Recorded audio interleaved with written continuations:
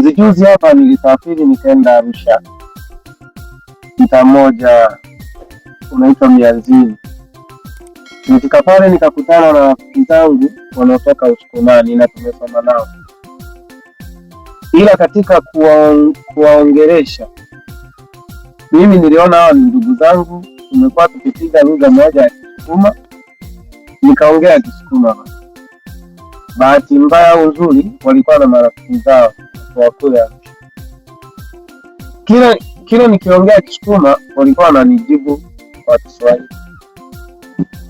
Nikasema basi sio shida, sikutaka wajue kwamba sijajisikia vizuri.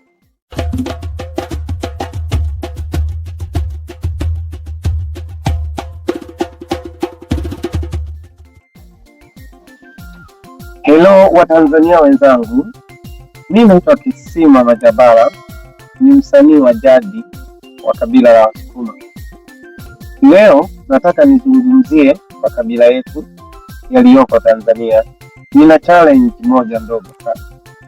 Mfano, juzi hapa nilisafiri nikaenda Arusha, mtaa mmoja unaitwa Mianzini. Nilifika pale nikakutana na rafiki zangu wanaotoka Usukumani na tumesoma nao, ila katika kuwaongelesha mimi niliona hawa ni ndugu zangu, tumekuwa tukipiga lugha moja ya Kisukuma, nikaongea Kisukuma.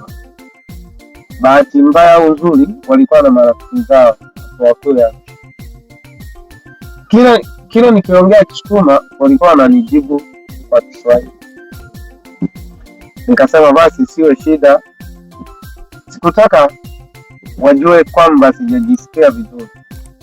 Ila swali langu ni moja, kwa nini sisi Wasukuma tunakuwa na tabia ya aina hiyo?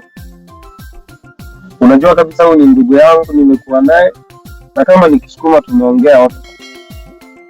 Kwa nini nikusemeshe mbele za watu na unichunie?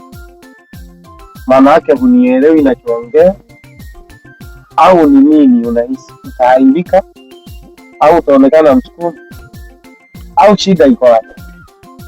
Kwa nini wenzetu wa Kimasai, mfano kabila ya Kimasai, wakikutana hata mjini, hata ile kuvaa kwao tu utajua hawa ni Wamasai? Na nina mifano ya makabila mengi tu ambayo hayapotezi asili yake. Sawa, basi tunasema tunaendana na kisasa, utavaa vizuri, sawa. Na lugha yako ulisahau? Kwani leo umezalia Uswahili? Basi tumekuwa na wewe polini kule tukilima mahindi na mpunga, na kama ni lugha unajua, kwa nini utaki? Ujumbe wangu wa leo, wewe kama ni Muhaya, Mmasai, Mpare, Mdigo, Mhehe, Mlangi, Wamburu, Mnyilamba, usikane asili yako. Hakuna mtu asiye na asili. Kuna wengine siwezi kuwalaumu, unakuta labda ni Mzaramo, ila kazaliwa kanda ya Ziwa. Wazazi wake wa Wazaramo labda walihama da, wakaona tuhamie Mwanza, akazaliwa Mwanza. Bahati mbaya kabisa akazaliwa eneo ambalo ni la kijijini. Yaani ni Mzaramo lakini amekuwa anakipiga Kisukuma zaidi ya Wasukuma.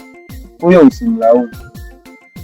Hata akikutana na Wazaramo wenzake kule wa mjini, wasimshangae, maana tayari yeye amekulia Usukumani. Lugha yao hakujifunza. Na kama unavyojua, watoto walio wengi kushika lugha wakiwa watoto wadogo. Nimekushangaa ni wewe uliyekuwa na wewe pamoja, alafu umefika kule eti hujui Kisukuma. Why? Naweza kuwa hii issue sio ya Wasukuma. Unaweza kukuta ni Muhaya atakulia Mkoba huko, alafu anafika mjini anakuwa juu Kihaya. Kwani tunafanya hivi? Tusamini vilivyo vyetu. Na kuna wengine ndivyo na utaki. Nitasema kwenye comment, sasa wewe kama ni Msukuma mbona unaongea Kiswahili? Kiswahili ni lugha ya taifa wewe. Na nimeongea hivi ili kama kuna baadhi ya makabila wana tabia za aina hiyo, wakome mara moja. Tupate asili yetu. Ukatazi kujua Kiingereza, ukatazi kujua lugha ya aina yoyote ile duniani, bahati usipotezee lugha yako na unajua. Kumbuka unazaa, una watoto, unahitaji wafundishe hiyo lugha ambao unafunza ujue. Ni hayo tu.